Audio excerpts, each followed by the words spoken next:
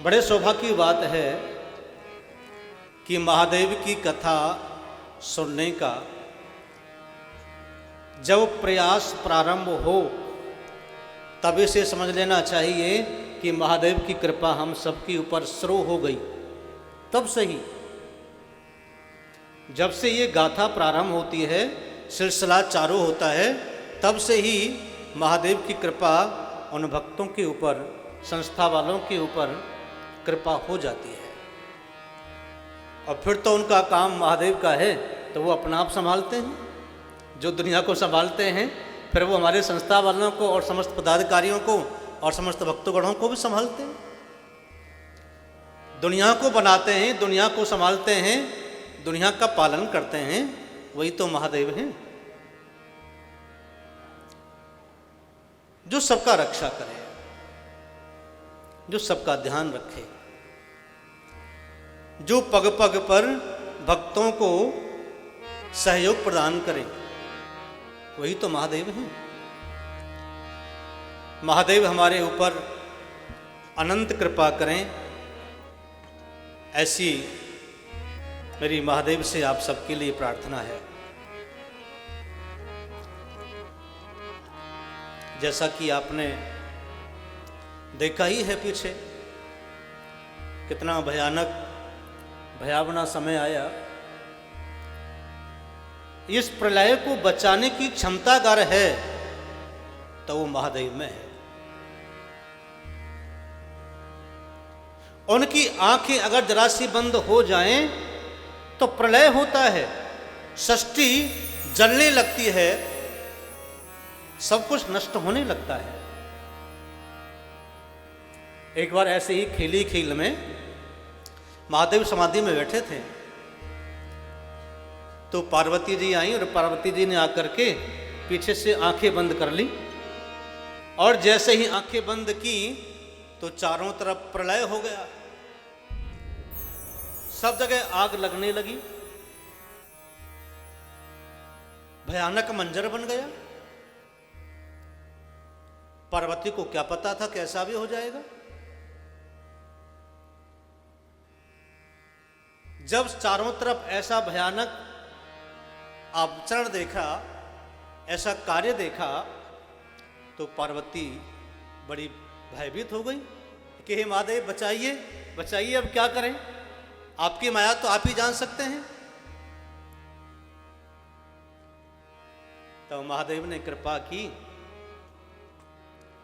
सब कुछ शांत किया, और शिव ने समझाया, देवी अगर मेरी आंखें बंद हो जाएं तो सृष्टि में प्रलय हो जाएगा, इसलिए मैं कभी सोता नहीं, मेरी आंखें कभी बंद नहीं होती, मैं केवल मेरे राम का, मेरे इष्ट का ध्यान करता हूं। आंखें अगर बंद होती हैं तो मेरा इष्ट मेरे हृदय में समाया हुआ होता है, वो सब कुछ संभालते हैं। कि भवाब्धिपो मग्नं दीनं समुद्वरं भवार्णवात् कर्मग्रहा गृहीतांगं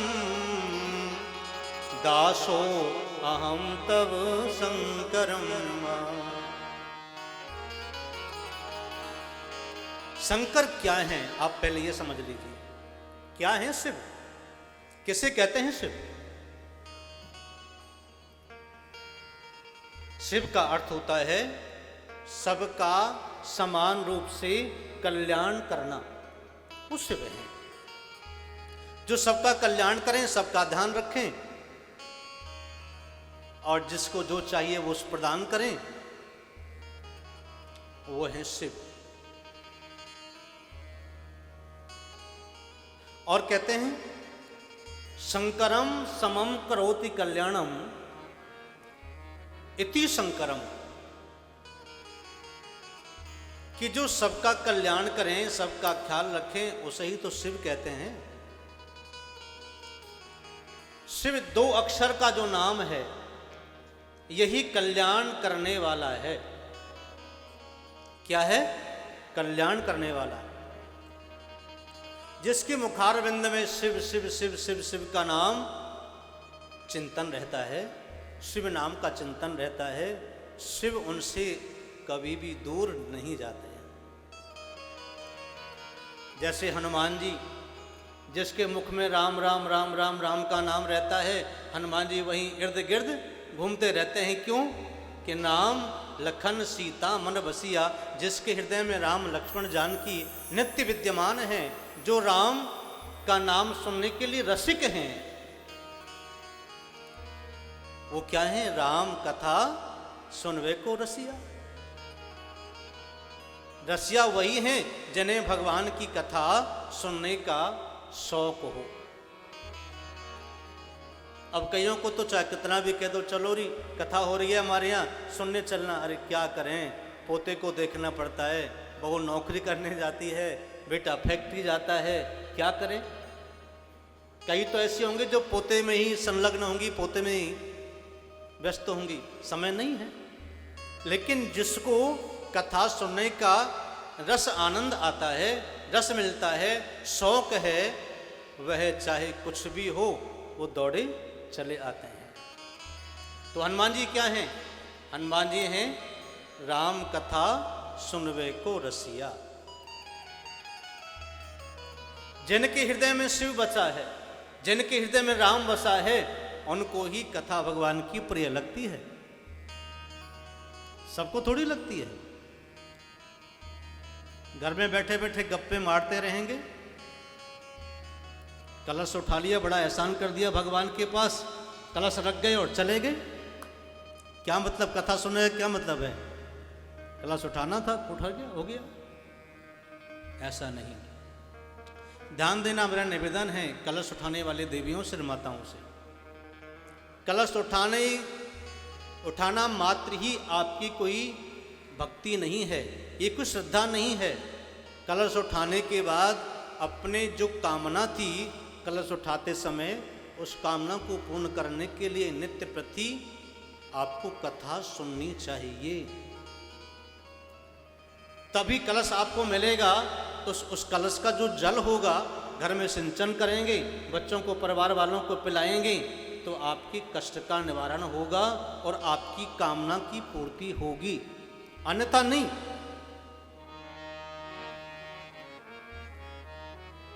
प्रेम से कहिए ओम नमः शिवाय। तो शिव का तो सबका काम ही है शिव का कल्याण करना, लेकिन शिव की शरण में श्रद्धा से और भावना से जो आएगा, कल्याण तो उसी का होगा ना। जो भोजन करेगा पेट उसी का भरेगा ना। जो नहीं करेगा तो थाली सामने रखी है तो क्या थाली अपने आप तुम्हारे मुंह में चले जाएगी क्या? नहीं। पेट भरने के लिए हमने आहार लेना पड़ेगा। तो उसी प्रकार से भगवान की सहज कृपा को प्राप्त करने के लिए, शिव कृपा को प्राप्त करने के लिए हमें उनकी शरण में आना होगा। भगवान की ये रसायन जो वटी है, ये रसायन वटी दो प्रकार से हमारे हृदय में उतरती है। दो द्वार हैं भगवान की कथा को पान करने के लिए। शिव कथा रसायन वटी अगर आप चाहते हैं तो सबसे पहले मुख से, जिह्वा से आप शिव शिव राम राम कृष्ण कृष्ण का चिंतन करते रहिए। एक द्वार तो आपका जिह्वा के द्वारा है, मुख के द्वारा। दूसरा द्वार है रसायन वटी को अंदर हृदय में लाने के लिए कर्ण का द्वार, कर्ण द्वार। कानों के द्वारा भगवान की इस रोचक कथा को निरंतर सुनते रहना चाहिए, तो आपका हृदय पवित्र बनेगा, मन निर्मल बनेगा, तो भगवान की विशेष अनुकंपा और कृपा आपके ऊपर हो जाएगी, कोई रोक नहीं सकता।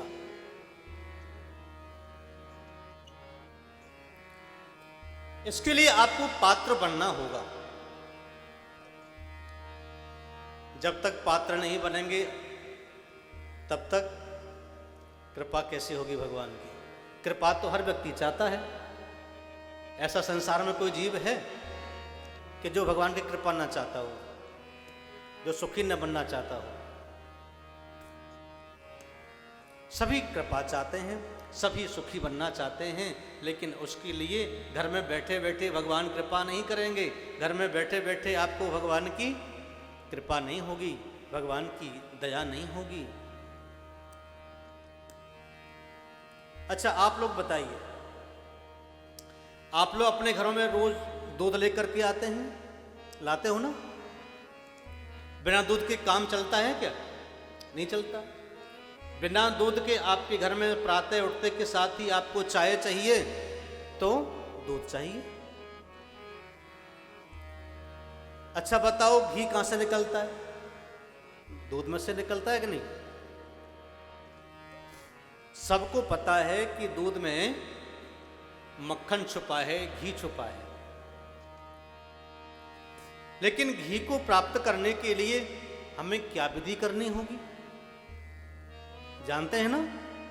दूध को गर्म करना है, गर्म करके थोड़ा ठंडा करके उसमें फिर खट्टा लगा करके उसका जामन करना है, जमाना है, फिर उसका दही बनाना है, फिर उसका विलोलन करना है, मंथन करना है, तब मक्खन निकलेगा। और मक्खन को जब तपाएंगे तो 100% घी निकलेगा। कहां से निकला? दूध में से। तो भगवान को प्राप्त करने के लिए जो सहज साधन है, जो सहज मार्ग है, वो क्या है? आपकी हमारी श्रद्धा और भक्ति। ये श्रद्धा और भक्ति अगर हमारे पास ना हो तो भगवान का साक्षात्कार कैसे होगा? दो नेत्र ना हो तो हम देख नहीं पाएंगे। संसार को देखने के लिए चक्षु चाहिए, चक्षु मीन्स आंखें चाहिए, और भगवान को देखने के लिए दिव्य चक्षु चाहिए। आंखों से संसार को देख न पाए तो चलेगा, लेकिन दिव्य दृष्टि अगर हो जाए तो भगवान को जरूर देख लेगा। प्रेम से कहिए ओम नमः शिवाय। तो भगवान क्या है? सत्यम शिवम सुंदरम। भगवान सत्य भी हैं और शिव भी हैं और सुंदर भी हैं।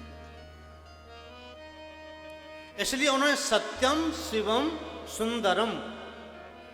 सत्य का हमें तभी ज्ञान हो सकता है जब हम भक्ति के पथ पर चलेंगे। अगर भक्ति का पथ हमने नहीं अपनाया तो सत्य का मार्ग हमें कैसे मिलेगा? भगवान को प्राप्त करने के लिए सत्य के पथ पर चलना ही होगा। सत्य को चाहते हैं, सत्य को देखना चाहते हैं, सत्य का परिचय करना चाहते हैं, तो आप सत्य को पहचानने के लिए अपने अंदर क्षमता तो रखिए। आप अपने मन में एक विश्वास और श्रद्धा तो पैदा करिए। जब तक श्रद्धा नहीं होगी, विश्वास नहीं होगा, भगवान का दर्शन नहीं होगा। कोई आपको नास्तिक मिल जाए, एक आस्तिक को अगर नास्तिक मिल जाए तो नास्तिक कहेगा भाई क्या रखा है इन चीजों में, सब ढोक पाखंड है, कुछ भी नहीं है इसमें। इसमें क्या रखा है? आप मेरे साथ आ, उसमें आनंद मिलेगा। हम सभी मिल बैठ करके सभी मित्र यार बस प्याला बनाएंगे और पिएंगे, फिर देखना कितना आनंद आएगा। नास्तिक कहेगा अपनी सी और भक्त कहेगा अपनी सी। दोनों का मिलन हो तो हो कैसे? दोनों का मिलन तभी हो सकता है जब दोनों के विचार, दोनों की श्रद्धा, दोनों का भाव और दोनों का विश्वास जब मिल जाएगा, तभी वो नास्तिक भी आस्तिकता में परिणत होगा।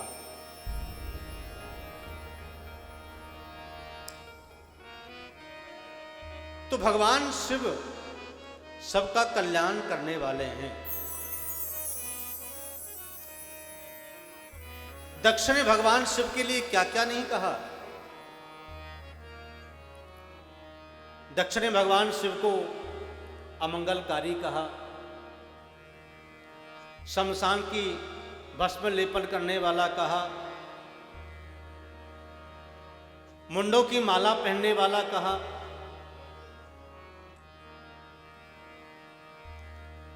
और शमशान में रहने वाला कहा, मृग चर्म धारण करने वाला कहा, नग्न वेश धारण करने वाला कहा। चाहे भगवान शिव का रूप अमंगलकारी क्यों न हो, लेकिन उनका ध्यान करने से जरूर मंगल ही होता है। जो देव हर कार्य में परेशान हो जाते हैं, जिन देवों का कार्य रुक जाता है, वो सभी देव महादेव के पास में आते हैं, तभी उनका कार्य सिद्ध होता है। जीव का ध्यान करने से व्यक्ति नरकगामी होता है, लेकिन भगवान शिव का रूप और वेश चाहे अमंगलकारी क्यों न हो, फिर भी उनका ध्यान करने से मंगल ही होता है। भगवान शिव सबका मंगल करते हैं। सभी देवता जब दानवों और देवताओं ने मिलकर के पहली बार समुद्र मंथन किया था ना, तो सबसे पहले क्या निकला था? अरे बोलो, विष। हाँ, सबसे पहले कालकूट नाम का जो विष निकला, सभी देव और दानव भयभीत हो गए, क्योंकि कालकूट की जो विष की जो लपटें थी अग्नि की भांति सबको जलाने वाली, भयभीत करने वाली, सबको मिटाने वाली थी। देवता इधर जाएं, दानव उधर जाएं, बचाओ बचाओ बचाओ बचाओ। अब हमें कौन बचाएगा? देवताओं ने और दानवों ने मिलकर के मंत्रणा की, एक मीटिंग की कि हमने तो उद्योग किया था, लेकिन निकल पड़ा कालकूट विष सबको मारने वाला, सबको धूं धूं करके जलाने वाला, पूरी सृष्टि को नष्ट करने वाला था। भगवान शिव समाधि में बैठे हुए देख रहे थे कि देवता और दानवों ने कौतुक तो कर दिया, लेकिन अब इनको बचाए कौन? ध्यान ही कर रहे थे। सब देवताओं को ध्यान आया कि हमारे देव महादेव हैं, चलो उनकी शरण में चलते हैं, उनके पास जाए बिना हमारा काम सिद्ध नहीं हो सकता। ध्यान देना देवी और सज्जनों, इस संसार के काम, क्रोध, लोभ, मोह, मत्सर और ईर्षा, द्वेष आदि जो कालकूट विष है ना, ये कालकूट विष ही है। व्यक्ति काम में जल रहा है, क्रोध में जल रहा है, द्वेष ईर्षा में जल रहा है, मत्सर में जल रहा है, कपट से भरा बैठा है। ये कालकूट विष से कम नहीं है, ये कालकूट विष ही है। संसार के इस कालकूट को विष से बचाने के लिए, और जो समुद्र मंथन जो किया था देवदानवों ने, उससे बचाने के लिए सहारा अगर कोई है तो वह महादेव का है। सब्सक्राइब करें रामकृष्ण शास्त्री जी के YouTube चैनल को, और हमारे वीडियोस को सबसे पहले देखने के लिए बेल आइकन को दबाना न भूलें।